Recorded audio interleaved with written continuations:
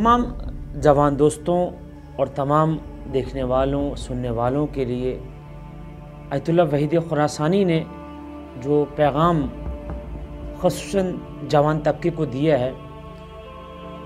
ان کے فرمودات میں سے، ان کی فرمائشات میں سے کہ اگر کوئی شخص،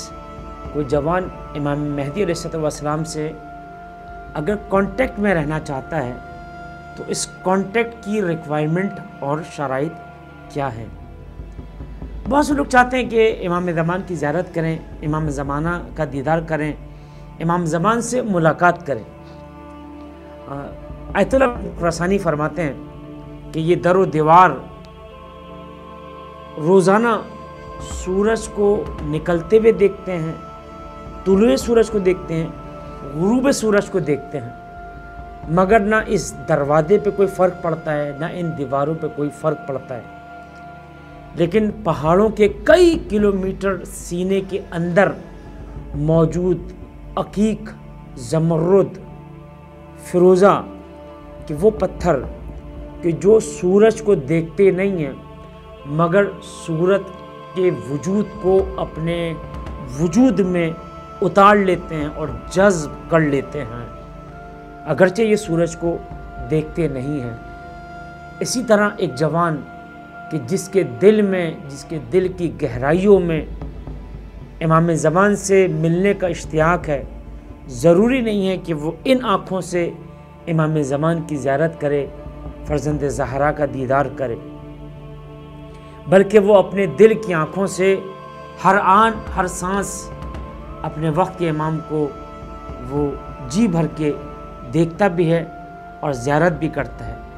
لیکن اس دیدار کے لیے، اس باطنی اور معنوی زیارت کے لیے، دیدار کے لیے آیت اللہ وحید خراسانی نے کچھ شرائط کو بیان کیا ہے۔ ان شرائط میں سے پہلی شرط نماز، اور وہ بھی نماز واجب کا اول وقت میں اس نماز کو پڑھنا۔ جب ہم اول وقت کا نماز کا ذکر کرتے ہیں تو اس کا مراد اور اس کے معنی یہ ہوتے ہیں کہ جب انسان اول وقت نماز پڑھ رہا ہے تو صرف وہ نماز نہیں پڑھ رہا، بلکہ نماز کے ہر رکن پر، ہر حرکت پر اور اپنے ہر جملے پہ، جب وہ کہہ رہا ہے سبحان رب العظیم و بحمدہ، جب کہہ رہا ہے وہ سمیع اللہ، وہ اللہ جو سمیع ہے، سننے والا ہے، ایک ایک جملے پر وہ غور کرے، آہستہ آہستہ پریکٹس کرے، ہوم ورک کرے تو یہ سمجھ میں آنے لگے گا۔ آیت اللہ وحید خراسانی نے جو ریکوائرمنٹ رکھی ہیں دیدار امام زمان کے لیے، جو نقل کیا انہوں نے، جو فہرست مرتب کی، اس میں مفات الجنان میں وہ دعائیں، وہ ادعیہ جو روز مرہ کی ہیں، جو خاص دنوں کی ہیں، جو امام زمان سے متعلق ہیں، انسان پریکٹس میں لے کر آئے ان زیارت کو۔ اپنی زبان کو، گندی زبان سے پرہیز کرے، گالیوں سے پرہیز کرے، اس لیے کہ زبان پر وقت کے امام کا نام آنا ہے، لبیک یا مہدی آنا ہے۔ انسان اپنے ان آنکھوں سے نامحرم کی طرف نہ دیکھے، اس لیے کہ ارمان یہ ہے، اس لیے کہ ان آنکھوں سے اپنے وقت کے امام کی زیارت کرنا مقصود ہے۔ اور اسی طرح اپنے آپ کو آمادہ کرنا ہے امام زمان کے دیدار کے لیے، تو وہ اپنے شکم کو، اپنے معدے کو، اپنے حلق اور اپنی زبان کو وہ لقمہ حرام سے، مال حرام سے محفوظ رکھے گا۔ صرف یہ زبانی کلامی نہیں کہ میں امام کا انتظار کرنے والا ہوں، بلکہ اس کا عمل بتائے گا، اس کا مال پاکیزہ ہونا چاہیے۔ اسی طرح ایک ایسا جوان، ایک ایسا انسان جو امام سے ملاقات کرنا چاہتا ہے، وہ اپنے واجبات کو، اپنے ڈیوز کو کلیئر کرے گا۔ اگر کسی کو کچھ دینا ہے، اس کی گردن پہ قرضہ ہے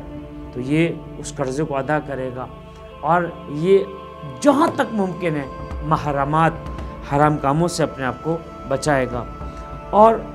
روزانہ جو فہرست آیت اللہ وحید خراسانی نے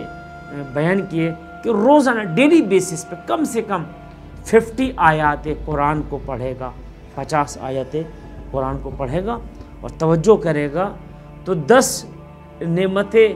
دنیاوی اور 10 نعمتیں اخروی اس کو حاصل ہو جائے گی۔ سورہ یاسین کی روزانہ یہ تلاوت کر کے امام زمان کو گفٹ کرے گا، امام زمان کی صحت و سلامتی کی دعا امام زمان کو پڑھے گا،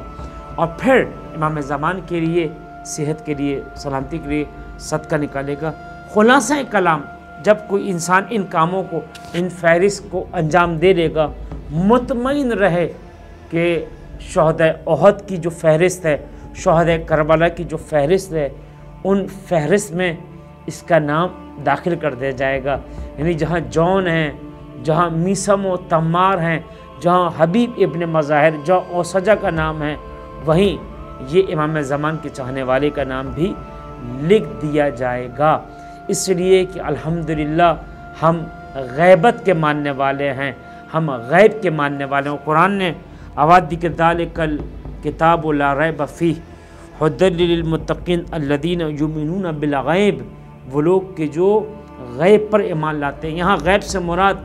غیبت امام زمان ہے، وجود امام زمان علیہ السلام ہے۔ والسلام علیکم ورحمۃ اللہ وبرکاتہ۔